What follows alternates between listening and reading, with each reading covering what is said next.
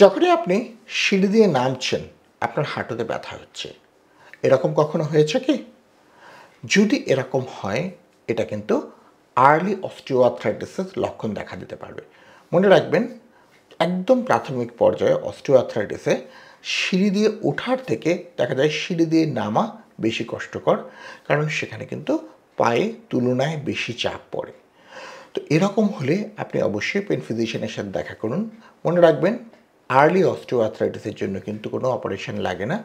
সাধারণত কিছু ওষুধ, ব্যায়াম এবং সেক্ষেত্রে যদি না কমে, কিছু ইনজেকশনের মাধ্যমে কিন্তু আর্লি অস্টিওআর্থ্রাইটিসকে ভালো রাখা যায়। এবং ভালো করে ব্যায়াম, ওষুধ এবং অন্যান্য চিকিৎসাগুলো করলে আপনারা কিন্তু হয়তো নিয়ের সার্জারিকে পরবর্তী পর্যায়ে অ্যাভয়েডও করতে পারেন। এছাড়াও শরীরের ওজন কম রাখতে হবে এবং আপনি যদি ঠিকমতো চিকিৎসা করেন, আশা করি আপনি অপারেশনকে অ্যাভয়েড করতে পারবেন।